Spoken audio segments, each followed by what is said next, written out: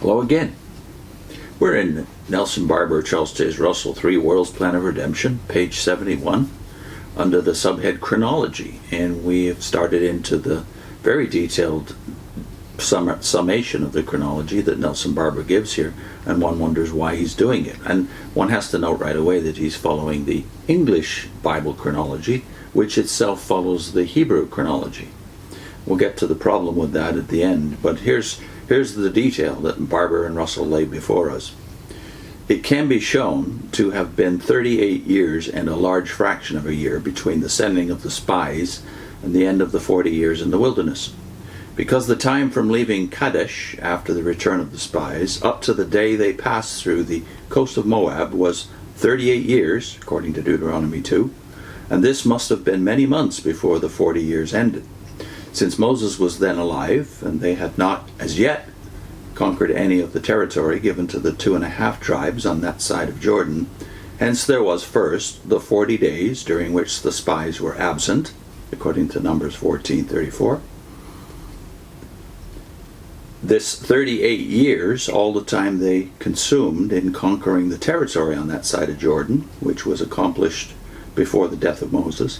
The 30 days that were mourning for Moses, according to Deuteronomy 34:8, and some little time after that, between the sending of the spies and the crossing of the Jordan, or end of the 40 years. Hence, although the time from leaving Egypt to the sending of the spies was a little more than 1 year, it certainly was considerably less than 2 years. And this fraction of a year is not counted because out of the 7 fractions of years occurring in the whole chronology, they exactly, or almost exactly, balance each other, and could therefore in no way make a difference of 1 whole year in the total outcome. Hence you may put the 40 years in the wilderness under your 430. He's imagining that we're all doing a count here on the sheet of paper with pencil. And the 6 years under the 40, and you have their chronology from Adam to the division of the land. And when he had destroyed 7 nations, he divided their land to them by lot. And after that he gave unto them judges, about the space of 450 years, until Samuel the prophet. And afterwards they desired a king, and God gave them Saul, the son of Cis, a man of the tribe of Benjamin, by the space of 40 years. And when he had removed him, he raised up unto them David to be their king. All of this is Acts 13, verses 19 to 22. From the division of the land to David is another dark place in chronology, and it is left in the Old Testament, as it is left in the Old Testament. For instance, Samuel judged Israel all the days of his life. That's what the Hebrew text says, and yet no measure of that time is given. But here are 2 spaces of time. The first reaching from the division of the land to Samuel, the second from that to David. And unless this is the true measure of that time, Bible chronology is imperfect, since there is absolutely no other connected measure of this long period to be found. If it was certain that it was the design of the Spirit to teach chronology in the above language of the apostle, there would be no room for doubt, and we might pass on without further investigation. But was that the design of the Spirit? I think it can be proven that it was.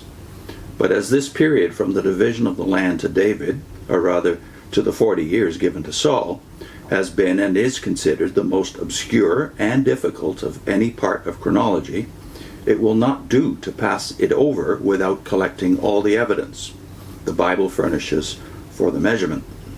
And first, as a very important fact, I will state that this time from the division of the land to David and from the covenant to the law are the only 2 periods left obscure in the chronology of the Old Testament, and the only portions of chronology in any way referred to in the New Testament.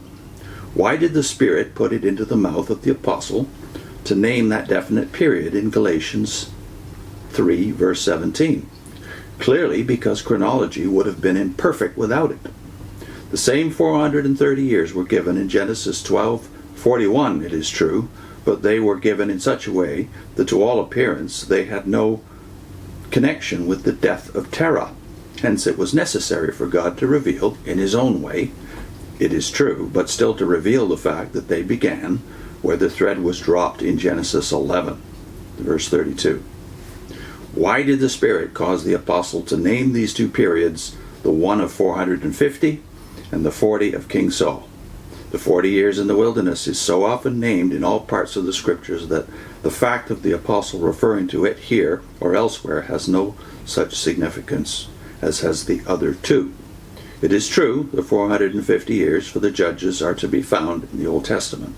But as in the other case, they are so given as to make it impossible to have determined that they began, or were designed to measure, from the division of the land, the place where the chronological thread had been dropped, without this testimony from the apostle. Are we following so far? Then he has a list of the precise periods of the judges, which I won't bore you with because it's so detailed and really has no bearing on his overall point, that we can calculate from these years the total amount of the period of the judges from the Old Testament. Then he says at the end, these altogether make a total of 450 years, but the judges did not cover all of this space of time. They were merely scattered over most of it. There were times between the judges when their enemies ruled, and part of these 19 periods measure the rule of those enemies. Hence Paul could well say, and after that he gave to them judges about the space of 450 years until Samuel, although the time itself from the division of the land had been just that number of years. And then his transition thought here is, as this chronology stands in the Old Testament, there are three difficulties, one at the commencement, one in the middle, and one at the end of this 450. Well, his three difficulties are primarily the difficulties of the English following the Hebrew text. There's one very glaring difficulty that's not been dealt with yet, maybe the biggest of all, and that is that he's using the Hebrew text, the Masoretic text, which most English Bibles even today follow, is over 1,000 years old. But the Septuagint was the Bible of the early church. And if you do the same count of years in the Septuagint, you end up with totally different figures, not only for the interior of the design of chronology, but especially for the larger purpose that he seems to be addressing here. What's this all for? Well, it's to establish, for one thing, that 6,000 years were over just a few years before this book was written. That's a very big part of Barbour and Russell's overall chronological picture. And it also connects to a bunch of the other dates that are established as fixed in what he calls it here, the design of the Spirit to teach chronology. If the Septuagint, though, was the Bible of the early church, then all of this is just useless.